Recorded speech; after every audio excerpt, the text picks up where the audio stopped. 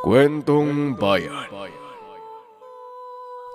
Magandang araw mga kabayan, dahil out of stock na uli lahat ng bracelet natin, paantay na lang sa Thursday dahil doon uli tayo magbubukas. Plus, meron tayong super promo na dapat abangan sa Thursday para sa mga bracelets. Sa ngayon ang available natin ay ang pinakabagong hoodie at t-shirts, likha, Haring Balaw hoodies and t-shirts.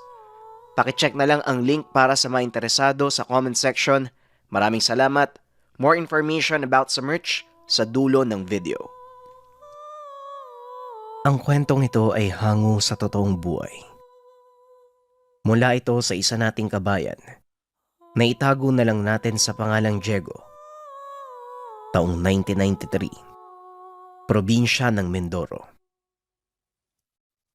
Nang mga panong ito, kasalukuyang naninirahan si Diego sa piling ng dalawang matanda na itago na lang natin sa pangalang Mang Abel at Aling Tasya. Maagang naulila sa mga magulang dahil sa isang aksidente. Nahulog sa bangin ang sinasakyan at himalang nakaligtas ang binata. Sumakto namang napadaan ang dalawang matanda sa lugar kung saan nangyari ang aksidente at nakita nila Diego na gumagapang palabas ng sasakyan. Ilalabas pa sana ni Mang Abel ang mag-asawa, ngunit huli na ang lahat dahil biglang sumabog ang sasakyan. Simula nun, kinupkup na ng mag-asawa ang nooy 12 taong gulang na si Diego. Sinubukan nilang hanapin ang mga kamag-anak nito. Ngunit napag-alaman ng dalawang matanda na wala na itong kamag-anak sa kanilang lugar. At dahil walang anak, naging sentro ng atensyon ng dalawang matanda ang bata. Sa paglipas ng taon, napamahal din ito sa kanila. Pinag-aral ito hanggang sa makapagtapos ng sekundarya. Hindi lang leksyon ng paaralan ang kanilang itinuturo sa binata. Nagsimulang turuan ni Mang Abel si Diego ng lihim na karunungan ng Diyos. Nung una ay ayaw pa ng binata. Ngunit nang masaksihan niya ang kakaibang nagagawa ni Mang Abel, dito siya nagkaroon ng interes. Nangyari ang unang engkwentro ni Diego sa mga elemento nung minsang isama ng matanda sa panggagamot. Isang lalaking taga-kabilang baryo ang kanilang pasyente. Hindi naman kadalasang nanggagamot si Mang Abel, ngunit kakaiba ang kasong ito. Kaya naman kaagad niyang pinuntahan. Lolo, saan po ba tayo pupunta? Saka, ano po bang sakit ng pupuntahan natin? Tanong ni Diego. Ang sabi ng mga sumundo sa atin kanina, nayanggaw daw eh.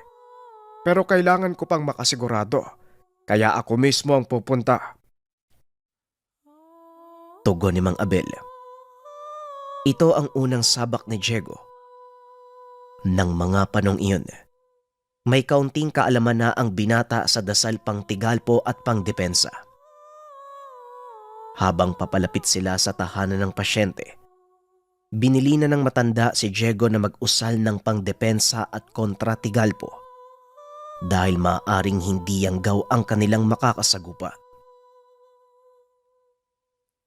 Nandito na tayo, Apo. Tandaan mo ang mga bilin ko.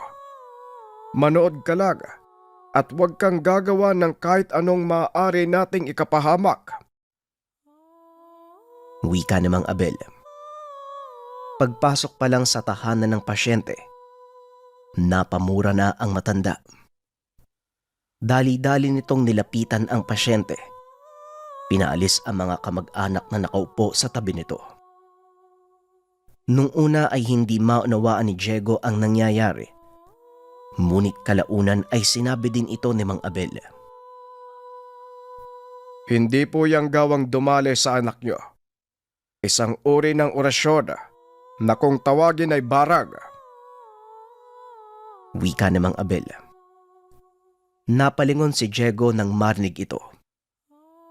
Ito ang unang beses na makakaengkwentro ng barang ang binata.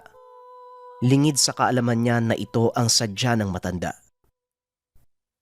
Lo, barang po, hindi po ba nakakamatay ang kanilang kakayahan? Paano mo sila kakalabanin? Tanong ni Diego. Apo, ang kasanayan ko ay nakatuon sa pagpatay ng mga mambabarang, kaya wala kang dapat alalahanin. Dahil ang aral na taglay ko ay sadyang ginawa para sa mga kagaya nila. Ngayon halika, siguro nga oras na para matutunan mo din ito. Tugon ni Mang Abel. Ito ang unang beses na sasabak si Diego sa totoong kumbate laban sa isang mambabarang. Medyo kabado ang binata, kaya nanatili itong nakatayo sa likod ng matanda habang isinasagawa ang mga orasyon. Matapos ay inutusan nito si Diego na kumuha ng garapon. Inabot niya kay Mang Abel at tinignan lang ito ng matanda. Buksan mo ang garapon. Anong gagawin ko sarado yan? Dali-daling binuksan ni Diego ang garapon. Inilapag sa tabi ng matanda. Saka pa lamang napansin ng binata ang kalagayan ng pasyente. Namamaga ang buon siya nito, na para bang sasabog. Hinaplos ito ni Mang Abel ng dalang langis. Nanlaki ang mga mata ni Diego nang makita ang maliit na uod na naglalabasan sa balat ng pasyente. Lolo, ano po yan? Tanong ni Diego. Bigla siyang pinigilan ni Mang Abel dahil nararamdaman ng matanda ang takot mula dito. Huwag kang magpapadaig sa takot, Diego. Dahil lalong lalakas ang mambabarang na may gawa nito. Lalo at hindi ko pa nahuhuli. Wika ni Mang Abel. Pilit namang pinakalma ni Diego ang sarili. Inisip ng binata, isa lang ito sa mga pagsasanay na kailangan niyang pagdaanan at lampasan. Matapos tanggalin ang mga uod sa katawan ng pasyente, sinimula ni Mang Abel ang pag-uusal ng orasyon para mahuli ang mambabarang. Maya-maya ay tumayo si Mang Abel. Samantalang ang pasyente naman ay nawalan ng malay. Ito ang hudyat na nahuli na ng matanda ang mambabarang. Ngunit wala na sa kondisyon ang katawan ng pasyente para masaniban. Diego, maiwag ka dito. Kailangan kong puntahan ng mambabarang. Hindi ko siya pwedeng pasanibin sa pasyente. Masyado nang mahina ang katawan nito. Wika ni Mang Abel. Sa kasamaang palad, hindi na ito naunawaan ni Diego dahil nagmamadaling umalis ang matanda. Kaya naman dali-dali itong sinundan ng binata. Ngunit napakabilis nitong maglakad. Walang nagawa ang binata kung hindi sundan si Mang Abel. Mabilis itong naglakad papasok ng kagubatan. Hindi naman huminto ang binata sa pagsunod hanggang sa marating ni Mang Abel ang isang maliit na baryo. Nagtago si Diego sa likod ng puno upang hindi ito makita ni Mang Abel. Sakto lang ang distansya ng binata, kaya dinig nito ang anumang sasabihin ni Mang Abel. Isa-isang nagsipaglapitan ang mga nakatira sa baryong iyon. Hindi naman nagsasalita si Mang Abel. Inantay nitong makalapit ang matandang lalaki na sa palagay ni Mang Abel ay pinuno ng baryo. Nasaan si Tandang Mio? Maikling tanong ng matanda. Nagbulungan ang mga taga-baryo at nagsalita ang matanda. Bakit, Abel?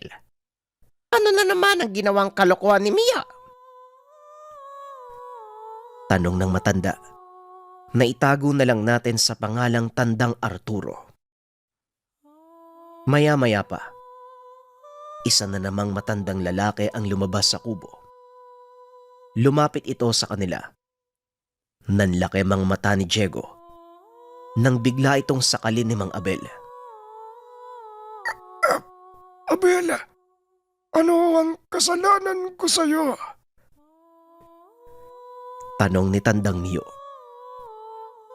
Huwag ka nang magmaang-maangan, Mio. Tanggalin mo ngayon din ang ginawa mo sa pasyente ko. Hindi nakaimik si Tandang Mio. Hanggang sa naglabas ng patalim si Mang Abel. Dito na kumilos ang mga tao. Ngunit hindi nila magawang sugurin ang matanda. Sige, subukan nyo. Tignan natin kung hindi kayo maubos. Banta ni Mang Abel.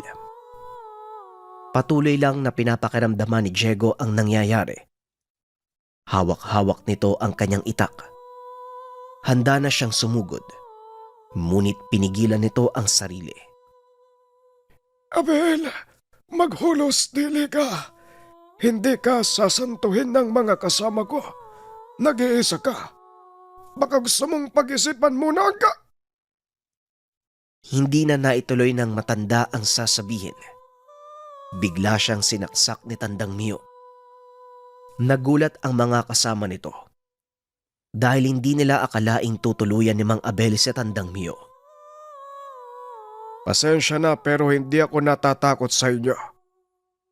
Gayon kung gusto niyong maubos. Sige, sumugod kayo. Wika ni Mang Abel. Isa-isang nag-atrasan ang mga tao. Hindi naman kailangan umabot sa ganito, Abel. Pakiusap. Huwag mong papatayin ang mga kapatid ko. Wika ni Tandang Arturo. Hindi siya mamamatay sa ginawa kong sugat. Sinadya kong iwasan ang laman loob niya kaya wala kang dapat ipag-alala. Ngayon, Mio, habang nakakapagtimpi pa ako, tanggalin mo ang pamaham na itinanim mo sa pasyente ko. Wika ni Mang Abel. Sige, susundin ko ang gusto mo. Isama mo ko sa pasyente. Tugon ni Tandang Mio. Alam ni Mang Abel ang ugali nito. May pagkatraidor. Mapanlin lang ang matandang mambabarang, kaya hindi nagtitiwala sa kanya si Mang Abel. Isasama kita. Pero sasabihin ko sa'yo, huwag kang gagawa ng kalokohan. Dahil hindi ako magdadalawang isip na patayin ka. Kagad hinila ni Mang Abel si Tandang Mio. Isinama ito sa tahanan ng pasyente. Samantalang si Diego naman, dali-dali na ding umalis bago pa ito abutan ng kanyang lolo. Kakarating pa lang ni Diego sa tahanan.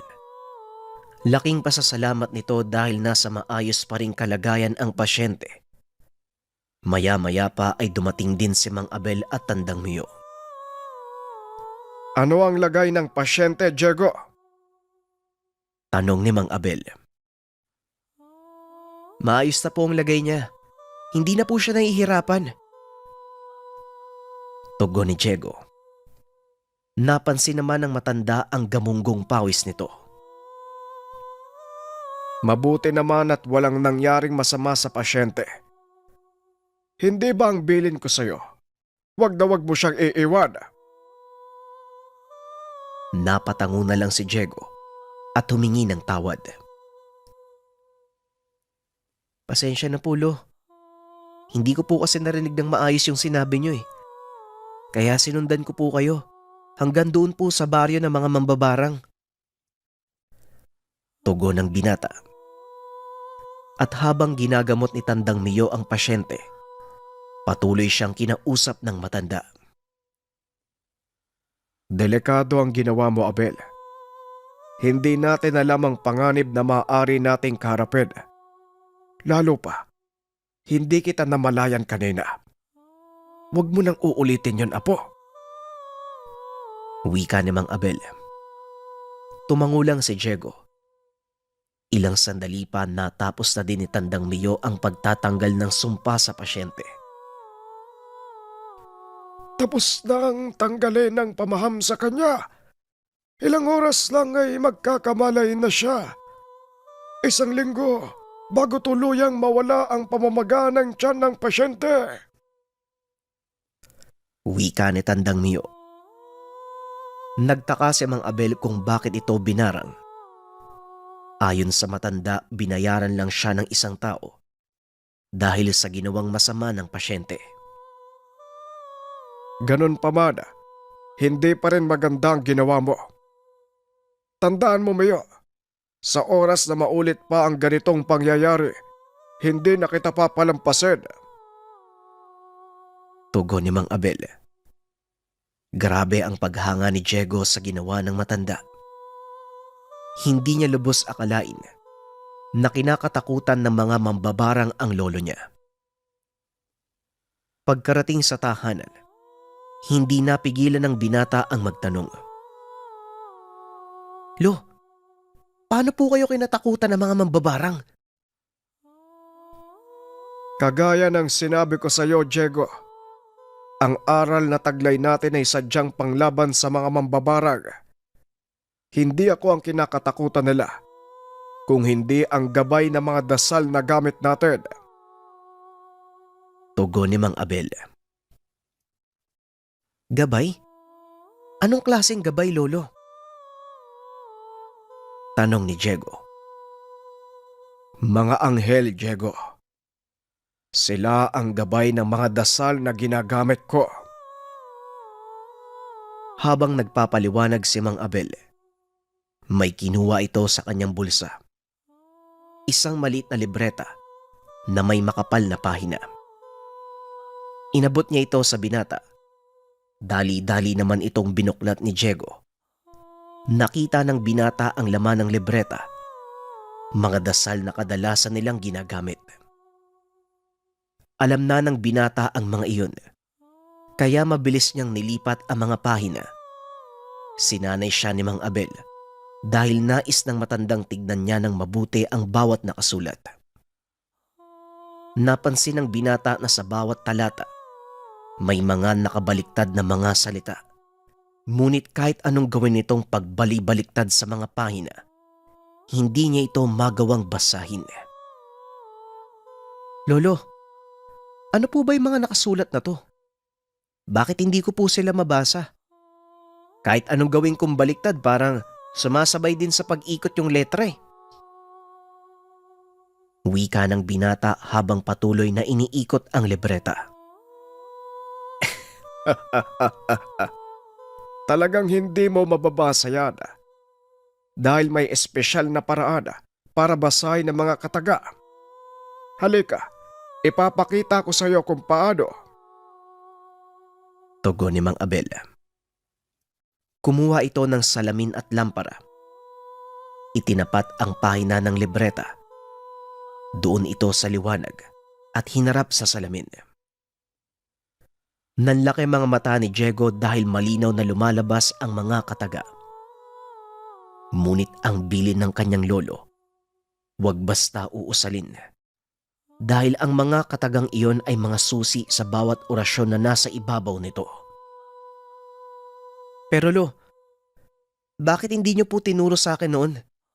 Saka para saan po ba yung susi ng mga orasyon na yan? Tanong ni Diego. Nagagawa nating paganahin ng mga dasal kahit hindi magsambit ng susi. Ngunit sa pamamagitan nito, nabubuksan ang isa pang katangian ng orasyon, kagaya na lang ng mga pangtigal pumong dasal. Kapag inusal mo ito, nabibigyan ka ng kakayahang magbato ng atake. Ngunit sa oras na sambitin mo ang susi nito, hindi lang pagbabato ng tigal po ang magagawa mo, kundi maging pagdepensa. Paliwanag ni Mang Abel. Medyo magulo ang isip ni Diego ng mga sandaling iyon. Dahil ang itinuro sa kanya ng matanda noon, taliwas sa mga sinasabi nito ngayon. Lo, ano po ba yung pinagkaiba nito sa mga itinuro niyo na sa akin? Tumawa ang matanda at muling nagsalita. Magandang katanungan. Ang paggamit ng mga susi ay nagbubukas ng panibagong dome. Sa makatuwid, Pinapalawak nito ang saklaw ng kakayahan ng isang dasal. Mas lumalakas ito at nagkakaroon ng mas mataas na otoridad ang gumagamit. Napakamot ng ulo si Diego. Hindi nito lubusang maunawaan ang sinasabi ng matanda. Kaya naman nagbigay ng halimbawa si Mang Abel. Alam kong nakita mo ang ginawa ko doon sa baryo ng mga mambabarag. Hindi mo ba napansin? Hindi nila ako sinugod. Dahil bago ko pa sila kumprontahin, nasakop na sila ng aking dome. Idinagdag ng matanda ang halimbawa ng lamparang nasa harapan nila. Tinakpan nito ang liwanag at biglang nagdilim. Lo, madilim po. Bakit nyo naman tinakpan? Tanong ni Diego. Tama. Kagaya ng lampara. Sa oras na takpan mo ang liwanag, maliit na lugar lang ang masasakop ng liwanag. Pero sa oras na tanggalin mo ang takip, malawak ang masasakop nito. Mas mauunawaan mo ang bagay-bagay pagdating ng panahon. Sa ngayon, magpahinga muna tayo dahil gabi na. Tugon ni Mang Abel. Hindi naman nakatulog si Diego. Pilit nitong iniisip ang kaugnayan ng mga susi ng orasyon sa mga ginagamit nilang dasal. Hanggang sa hindi na nga ito nakatiis, muli nitong kinuha ang libreta, binasa ang mga orasyon, kinabisado ang susi na kaakibat ng bawat dasal. Alam na ng binata ang epekto ng mga orasyon, ngunit ang gusto niyang malaman ay kung ano ang magagawa sa oras sa sambitin niya ang susi nito. Naglakad ang binata papunta sa kalsada hanggang sa hindi nito namalayang nakarating na siya sa isang baryo. Inikot nito ang tingin sa paligid. Napansing ito yung baryo ng mga mambabarang. Biglang sumayad sa isip ng binata na doon subukan ang kakayahan ng dasal. Nagkubli si Diego sa isang sirang kubo at binato ang pinto ng isa sa mga bahay doon. Lumabas ang may-ari ng tahanan. Nakita ang batong ginamit ni Diego. Kinuha naman ni Diego ang pagkakataon upang subukan ang dasal. Sa kalagitnaan ng pag-uusal, napalingon sa kanyang kinaroroonan ang lalaki. Pilit tinapos ng binata ang pagsambit ng mga orasyon. Habang naglalakad papunta sa kanya ang lalaki. Nang makalapit na ito, biglang sinambit ng binata ang susi. Laking gulat nito nang biglang mamilipit ang tao. Unti-unti itong napaluhod. Kalaunan ay napasigaw na ito dahil sa nararamdamang sakit. Unti-unting nagsipagsindihan ang mga gasera at naglabasan ang mga tao. Marahan namang umalis ang binata at nang makalayo na ito, dali-dali itong tumakbo pabalik sa kanilang tahanan. Akmang papasok na ito nang biglang makasalubong sa pintuan si Mang Abel. Saan ka galing, Diego? Gabi na. Tanong ng matanda. Nakita nitong hawak ng binata ang libreta. Ngunit hinayaan niyang sumagot si Diego. Dyan lang po sa likod ng bahay, Lo. Sinubukan ko lang pong pag-aralan ng mga dasal. Biglang napakunot ang noo ni Mang Abel dahil taliwas sa sinasabi ng binata ang nakikita nito. Anong problema ang pinasok mong bata ka? Magsabi ka ng totoo bago ko pa matuklasan. Tanong ni Mang Abel. Sa kasamaang palad, hindi na nagkaroon ng pagkakataong magpaliwanag si Diego dahil nakita ni Mang Abel ang paparating ng mga tao. Sinasabi ko na nga ba eh. Diyan ka lang. Huwag kang lalabas Mamaya tayo mag-uusap. Wika ng matanda. Kagad na pinunta ng mga taong paparating. Hindi ko malaman kung ano ang kasalanan ni Tonyo at bakit kailangan mo siyang patayin. Abel, mukhang sa pagkakataong ito, ikaw ang lumampas sa iyong hangganan. Wika ni Tandang Arturo. Nagulat si Mang Abel sa sinabi nito at nilingon si Diego. Pasensya na, pero hindi ko alam ang tinutukoy mo, Tandang Arturo.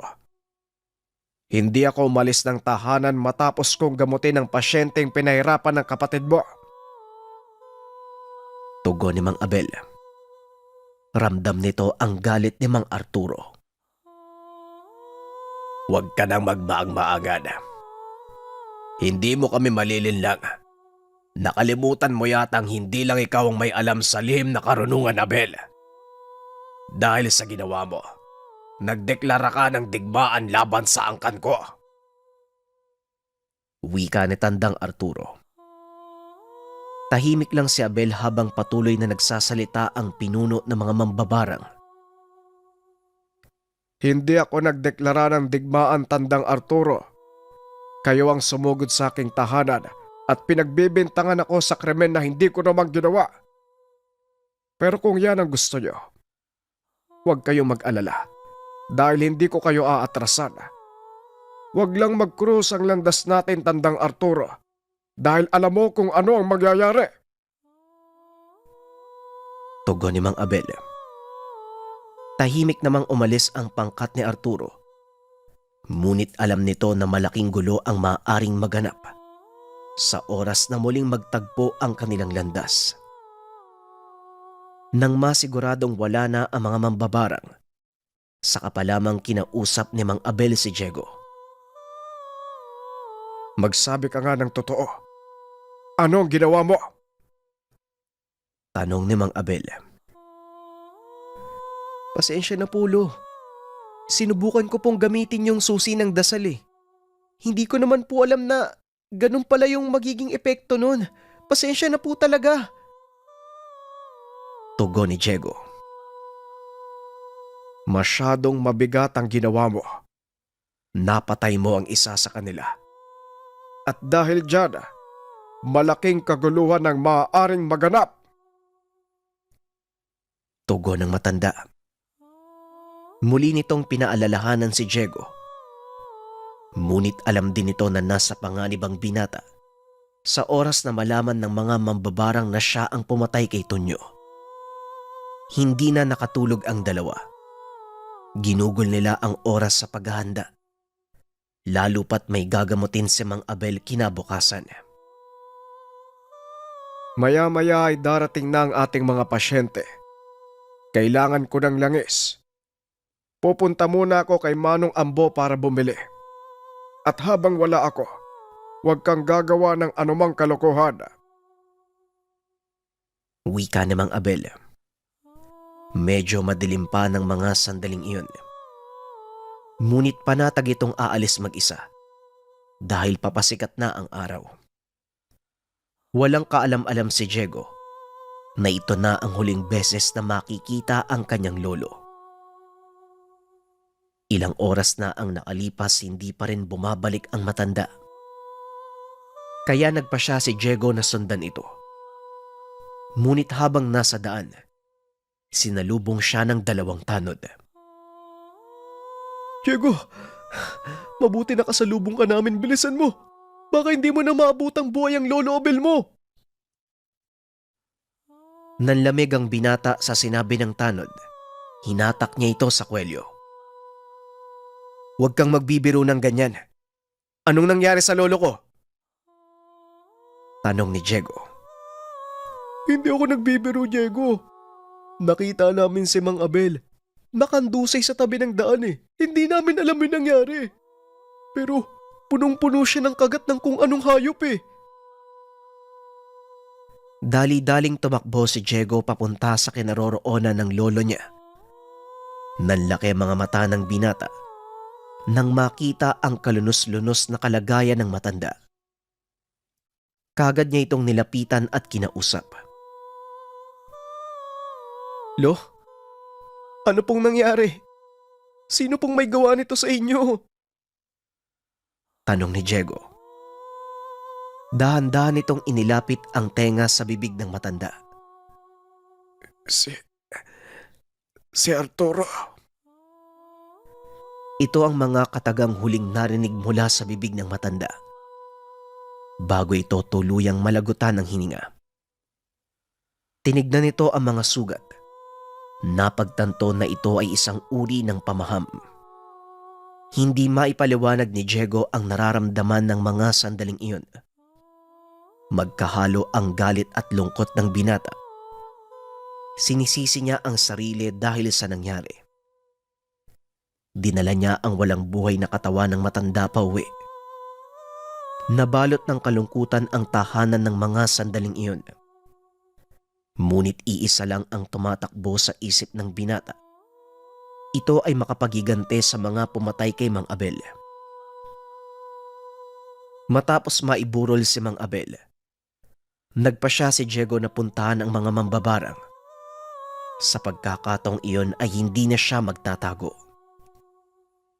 Habang naglalakad ang binata, panay ang usal nito ng mga dasal pang proteksyon.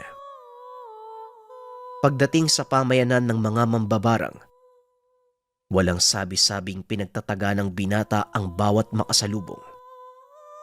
Nagulat ang mga taga roon dahil hindi nila inaasahan ganon ang gagawin ni Diego. Sa sobrang galit ng binata, inubos nito ang lahat ng mga nakakatanda. Hanggang si Tandang Arturo na lang ang nakaharap nito. Talagang gusto mo ng gulo. Hindi ka pa nadala sa nangyari sa lolo mo at talagang pinili mo pa akong kalabanin. Wika ni Tandang Arturo. Hindi naman nagsalita si Diego. Salip ay kaagad nitong sinugod si Mang Arturo. Ngunit hindi pa man nakakalapit ay bigla siyang napahinto.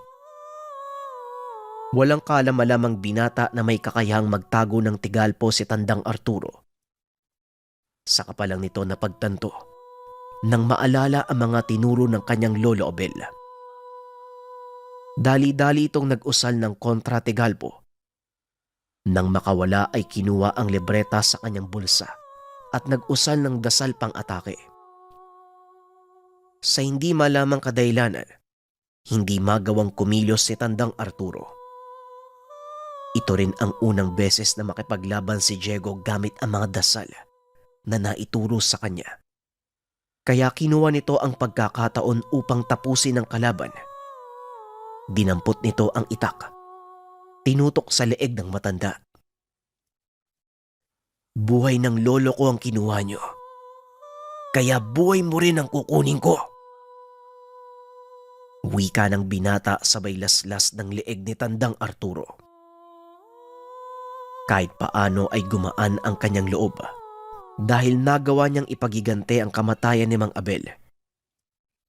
Alam din ng binata na hindi ito ang huling laban niya sa mga mambabarang dahil may ilan sa kanila ang nakaligtas. Ngunit anuman ang maganap, nakahanda si Diego na harapin ang lahat ng mga ito. Lalo na't malalim ang kanyang pinanghuhugutan. Ngunit alam niya rin sa kanyang sarili nang dahil sa kanyang kamalian, nang dahil sa kanyang kapusukan, namatay ang kanyang lolo. Ang susunod nating tagapagpadaloy ng kwento ay si RJ. Maraming salamat sa mga kabayan natin na nakaka-appreciate na ngayon kay RJ kasi undergoing siya ng training. At yun nga mga kabayan, salamat sa pag-intindi kasi kailangan din magpahinga ng boses ko. Nitong mga nakaraang araw kasi medyo nahihirapan na ako mag-narrate. Kaya sobrang laking tulong ni RJ para makapagpahinga naman ang boses ko. Mas nakakalungkot kasi kapag, alam nyo yun, pag wala tayong upload, kapag maikli lang. Kaya sana, bigyan nyo ng pagkakataon si RJ. Yun lamang. Simulan na natin ang kwento. Ang kwentong ito ay hango sa totoong buhay. Mula ito sa isa nating kabayan na itago na lang natin sa panghalang Kurog. Taong 1987, Iloilo. Si Kurog ay isang tricycle driver. May asawa at 2 anak. Sa loob ng 10 taong pagsasama nila ni Terry, masasabing tahimik at masaya ang pamilya. Lalo na't masipag sila sa hanap buhay. Pero mapaglaro talaga ang tadhana. Nagbago ang lahat noong. Nabalitaan ko, umuwi yung nanay mo, Kurog ah. Di ba matagal mo na yung hindi nakikita? May nanay ka pa pala. Pero parang hindi kayo magkamukha, no? Tanong ng kaibigang si Danilo. Oo nga eh. Nagulat din ako sa biglaang pagdating niya. Wala man lang pasabi. Ang alam ko, nakapag-asawa na yan ng ibang lalaki. Matagal ko na nga siyang hindi nakikita eh. Wala pa nang mamatay si tatay. Hindi ko na nga halos matandaan ang itsura niya eh. Hindi ko alam kung paano niya ako nahanap. Tugon ni Kurog. Nanay yun pre. Para silang may antena para mahanap ang anak nila. Buti nga ayos lang kay Terry. Bilib talaga ako sa asawa mo. Napakabait at maintindihin. Wika ni Danilo. Ando na ako pre. Pero nakakapagtaka lang talaga. Paano niya ako nahanap? Pero oo nga eh. Buti din palaging bumibisita ang tatay niya kahit abala sa panggagamot. Si Tatay Nador, maganda nga ng mabait ang pinagmulan ng asawa ko pre. Kita mo naman, kahit may edad na ang tatay niya eh, nakakatulong pa din sa kapwa. Tugon ni Kurog. Sa haba ng pila ng tricycle sa lugar, maraming napag-usapan ang dalawa. Araw-araw silang magkasama sa pamamasada. Pero hindi sila nauubusan ng kwento. Nang umagang yon, naging pasahero nila si Aling Carmen. Nakabusangot ang muka. Tila galit na pumasok sa tricycle. Nagtataka naman si Kurog kung bakit ganoon ang itsura ng Ale. Naisip na lang niya na baka meron lang kagalit o kaaway. Ayon kay Kurog, halos araw-araw niyang pasahero ang Ale. Namimili ito ng paninda para sa tindahan na nakatayo mismo sa sentro ng baryo. Ayaw na sanang pansinin ni Kurog ang Ale. Baka siya ang mapagbuntungan ng dinadala ng matanda. Pero hindi ganun lagi ang bungad ng Ale. Naturingan itong matandang dalaga. Pero naiiba ito sa mga kakilala. Masayahin at madalas palabiro. Lalo pa sa mga driver na nakasanayan niya. Magandang umaga po, Aling Carmen. Parang hindi po yata maayos ang pakiramdam niyo. Kamusta po? Kung may tutulong po ako sa inyo, sabihin niyo lang sa akin ha. Wika ni Kurog. Huminga ng malalim si Aling Carmen. Sabay ko na tila nag-aalangan sa sasabihin. Ayos lang po ba kayo? Mukhang sobrang bigat po niya na. Tanong ni Kurog. Ayos lang naman ako, iho. Meron kasing nangyari kagabi. Pero ang kinakabahala ko, baka pagtawanan mo lang ako kapag sinabi ko. May aswang sa baryo natin. Tugon ni Aling Carmen.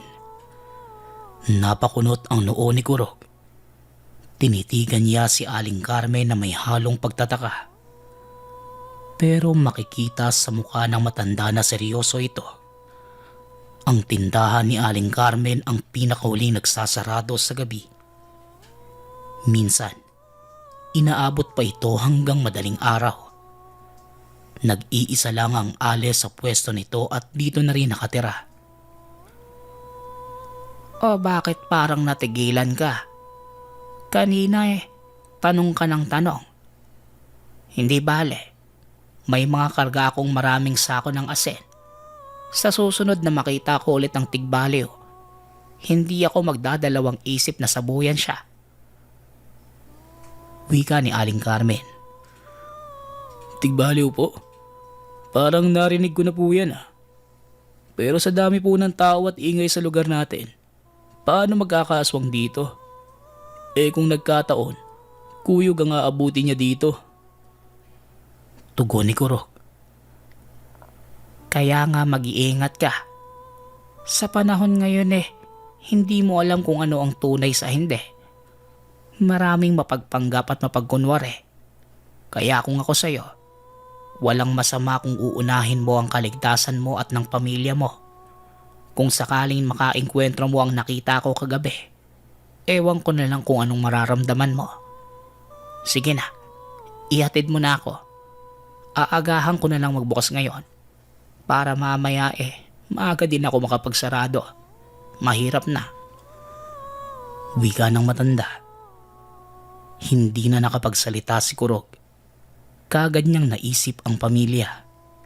Lalo pat may mga araw di na madaling araw na siya umuwi. Kahit papano, nagpapasalamat siya na umuwi ang ina.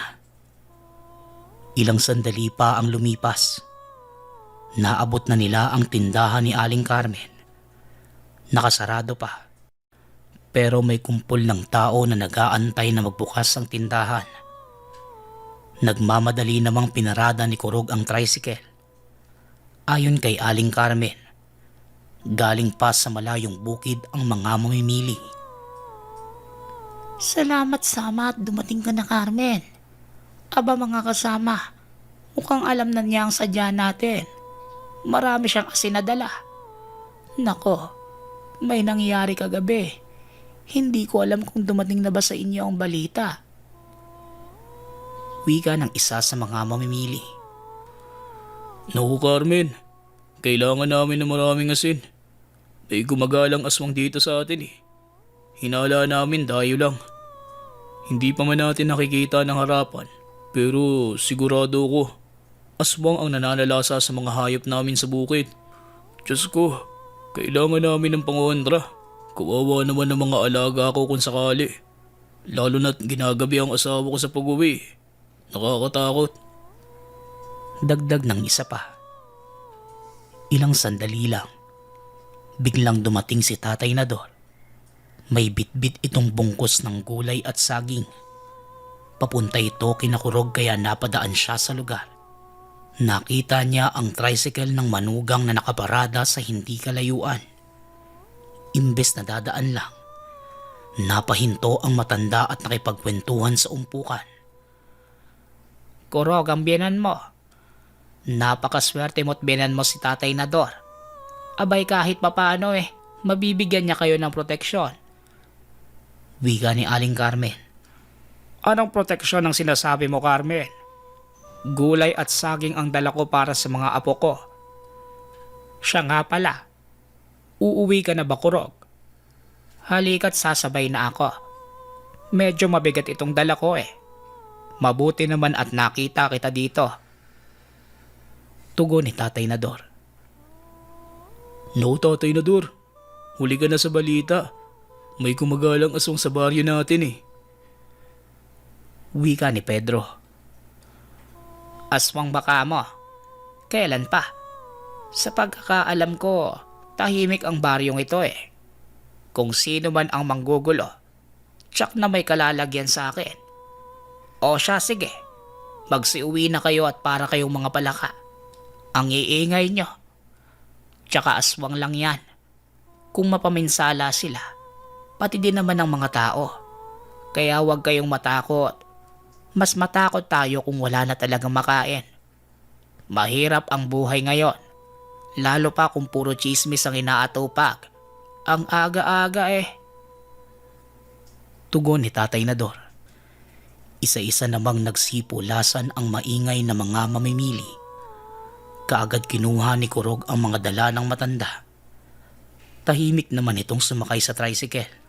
Bago pa nakalis si Kurog, inabot ni Aling Carmen ng isang supot ng asin. Ayon dito, wala namang masama na mag-ingat. Pagngiti na lang ang naitugon ni Kurog. Samantalang si Tatay Nardo naman, tumango na lang sa tindera. Minuto lang ang nakalipas nang narating nila ang tahanan. Naabutan ng dalawa na naglalaro ang mga bata sa bakuran. Samantalang si Terry naman, nagluluto ng merienda sa kusina. Habang ang ina ni Kurog, naroon lang sa silid at nagpapahinga. Nay, may saging pong dala si Lolo. Dumating na po sila. Wika ng anak na si Ina. May kasama pang mga gulay. Lolo, ako na po magbubuhat niyan. Ina, hati tayo. Dagdag ng panganay na si Dindo. Masaya ang dalawang bata habang pinapasok ang dala na matanda. Samantala, napahinto si Tatay Nador sa tapat ng tahanan. Ayon sa matanda, may kakaibang enerhiya sa paligid. Tumingin siya sa iba't ibang direksyon habang inaamoy ang hangin. Atay, may problema po ba? Tara na po sa loob. Magkape na po muna kayo ni Kurog. Babalik pa po sa pasada ang asawa ko eh. Mas maganda na kahit saglit lang magkausap kayo. Siya nga pala tay, ipapakilala ko din po yung nanay ni... Natigil sa pagsasalita si Terry. Itinikit ng matanda ang daliri sa bibig ng anak. Napakunot naman ang noo ni Terry habang nakatitig sa ama na sobrang seryoso ng itsura. May kakaiba sa paligid, Terry. Mukhang hindi maganda. Batid kong may...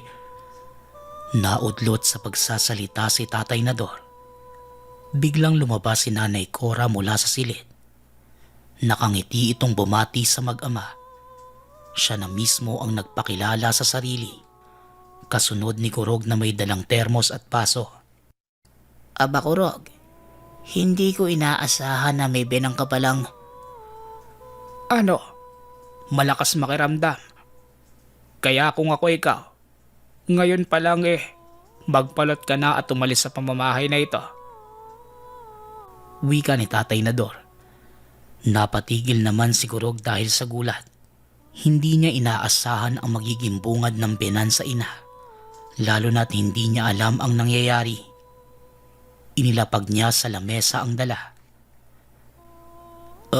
May problema po ba?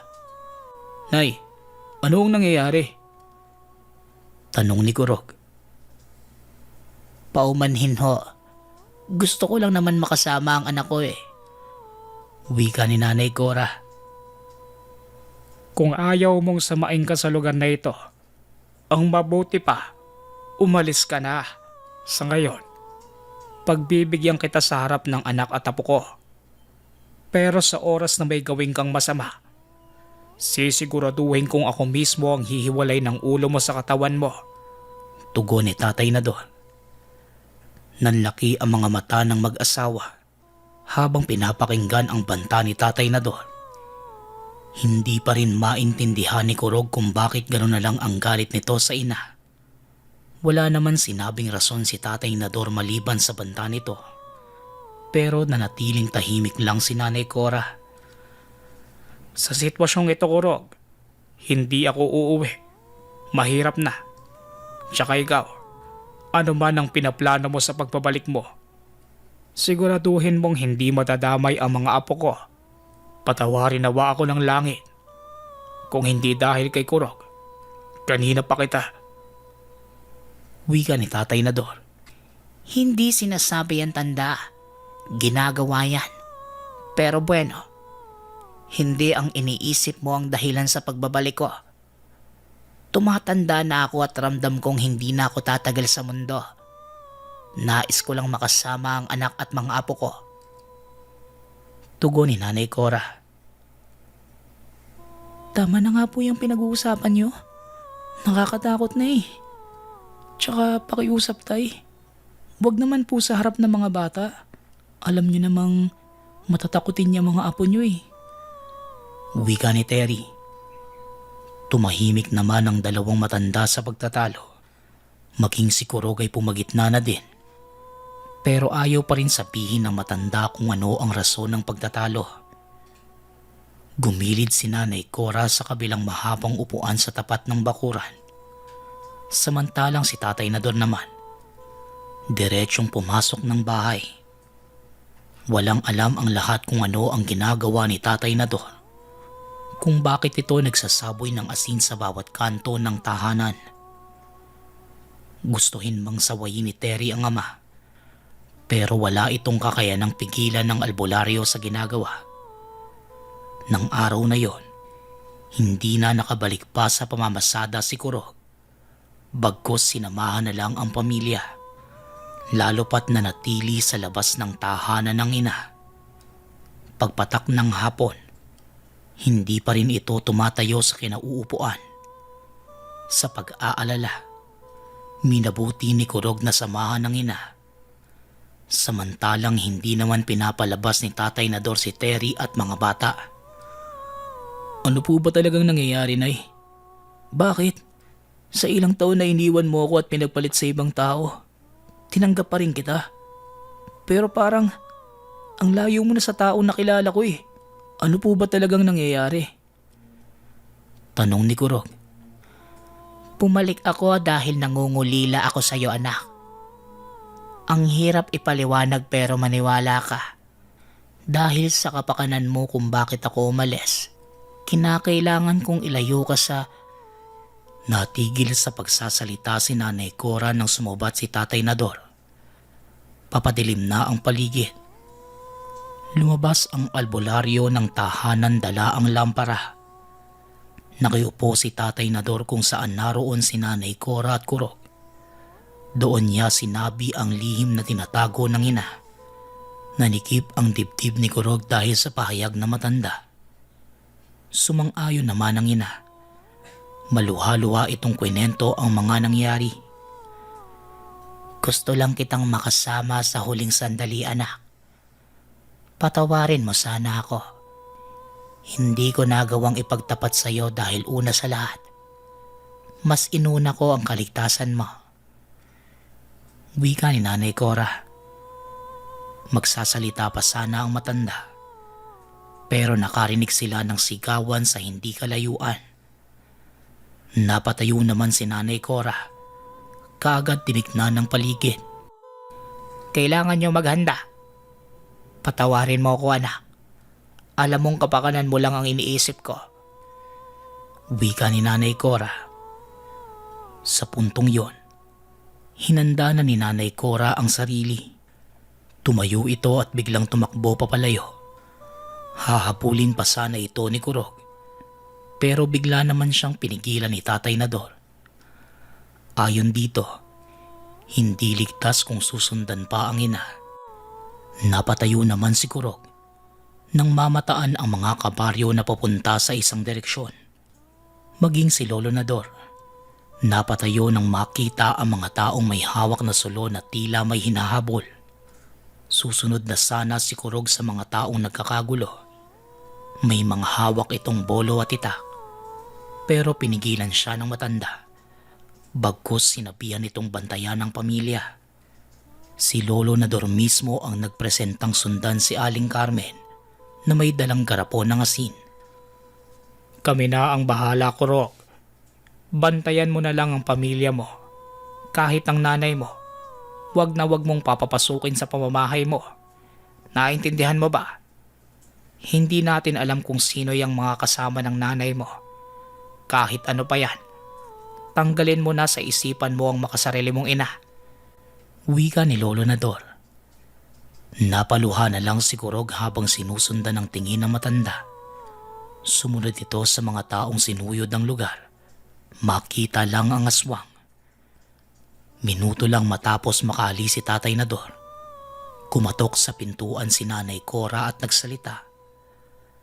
Dala ng pag-aalala, hindi na nakapag-isip pa si Kurog at pinagbuksan ng ina.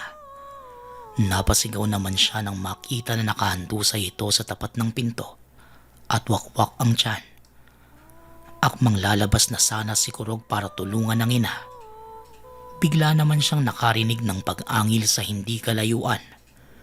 Nagtayuan ang balahibo ni Kurog nang sumigaw ang nilalang habang papalapit sa kanya. Napaatras ng bahagya si Kurog. Biglang bumangon si Nanay Cora na nakahandusay. Nagbago ang figura nito. Nakangiti habang inuunat ang katawan. Hindi yon si Nanay Cora, kundi tigpaliw na ginaya ang wangis ng ina. Sino ka? Tanong ni Kurog. Nang malapit na sa kanya ang aswang, may lumundag na nilalang sa harapan niya at pinigilan ang papasugod sa kanya. Pagulong-gulong ang dalawang aswang at nagbuno. Napasigaw naman si Nanay Cora sa anak habang hawak siya ng halimaw sa leeg at pinitin pa itaas. Isarado mo na ang pinto, anak. Pakiusap. Kahit anong mangyari, wag na wag ang lalabas. Tandaan mo, ano man ang mangyari ngayong gabi, lagi mong tatandaan na mahal kita. Wika ni Nanay Cora. Matapos yun, nagbitiw ito ng mga kataga. Hinawakan niya ang ulo ng nilalang at gamit ang huling hininga. Buong lakas niyang hinugot ang ulo at hiniwalay sa katawan. Sa kasamaang palad, tumagos naman ang mga kuko ng nilalang sa leeg ni Nanay Cora, kaya kaagad din itong nawala ng buhay. Hindi na nakapagsalita siguro. Pag-iyak na lang ang nagawa niya ng mga oras na yon. Diyos ko, bakit? Bakit? Tanong ni Kurog. Ilang sandali pa nagsidatingan na ang mga kabaryo. Nanlumo ng husto si Tatay Nador nang makita si Kurog. Tila nawala ito sa ulirat. Nakaluhod lang sa tapat ng pinto habang tumutulo ang luha. Sinunog naman ng mga kabaryo ang mga naiwang katawan ng tigbaliw. Lahat ay nakiramay kay Kurog. Matapos ang tagpong iyon, hindi na muling nakapagsalita si Kurog. Tila nawala na sa sarili at hindi na nakapagtrabaho. Ayon kay Tatay Nador, siya lang ang may hawak ng sariling buhay. Nasa kanya kung pipiliin niyang bumalik sa estado. Kahit mga doktor, hindi napagaling si Kurog.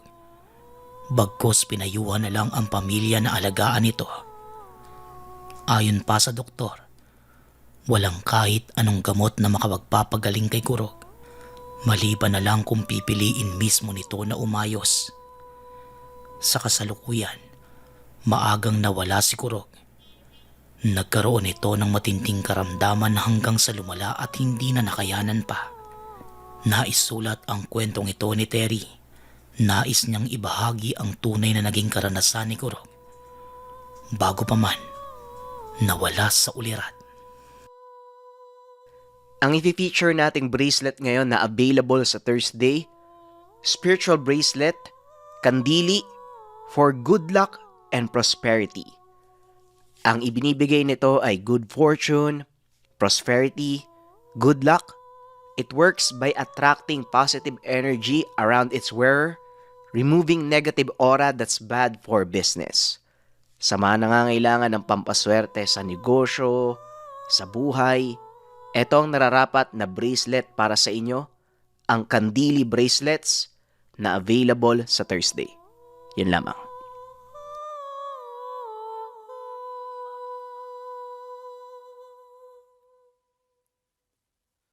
Kwentong Bayan.